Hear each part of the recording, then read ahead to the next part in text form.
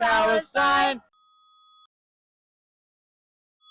We're here, obviously, at the Colt factory in Hartford, Connecticut, to be protesting its involvement in Palestine, and that's because Colt has it sends a lot of weapons, correct? Yes, Colt has a $37 million contract through the U.S. government to sell assault rifles to the Israeli military. So $37 million worth of assault rifles are made right here in West Hartford, and they go directly to the Israeli military. Is that yearly or monthly, or do you know how often? That, I don't know how often the shipments go, but I know that the contract is for that amount. Okay. I believe that they, send out shipments as they're fulfilled. Understandable. Okay, and it's through, obviously, government contracts and yes, things like it's that. through the U.S. government. Yes. All right. It's not a state thing? No, I believe it's the federal government, which it actually violates the U.S. federal code. Mm-hmm. It's against the federal code to sell weapons to a country that's under investigation for war crimes.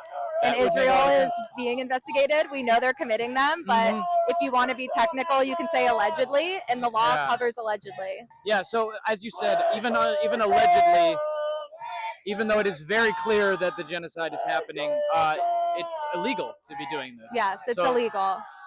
So we're just demonstrating that you don't appreciate that. We don't approve of it. No, we don't. As Connecticut citizens, and residents, we don't appreciate that. And I think it was 2 nights ago, Senator Bernie Sanders in Vermont introduced legislation to be voted on in the Senate. He introduced legislation into the Senate to block several arms deals to Israel, one of which was the Colt. It was the Colt arms that are made here. They were included in the bill.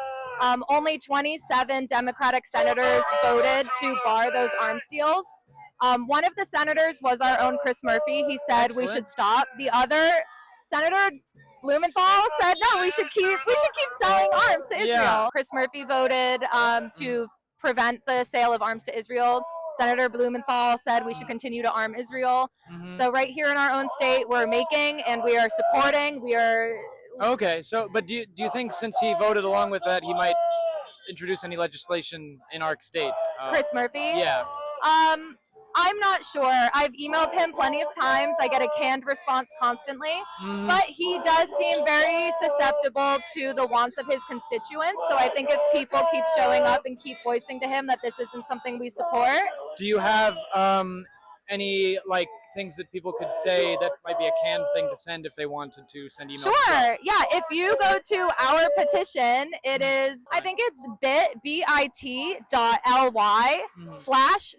Colt. Okay, and I'll put it on screen and make a link and everything. bit.ly/stop Colt. That makes it easy too. Our petition that says we do not support Colt making weapons in our own backyard, selling them in our own backyard to the Israeli government. Excellent. And does that could people outside of Connecticut also do that, or would it be it's only for Connecticut residents?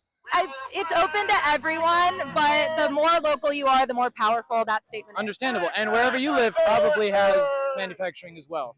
Absolutely. If you are not local to Connecticut, look into your own state's economy. Yeah. Connecticut is a very heavily armed militia economy. All that stuff. But Pratt and Whitney, Colt, Raytheon, Sikorsky, they're all here in our home state. Okay, and that's not good. So I'm sure. Thank you very, very much. You're welcome. We'll keep up going on what we're doing. Absolutely. Every Friday down at Colt, 4 to 6. All right. Shout out. Free Free Palestine.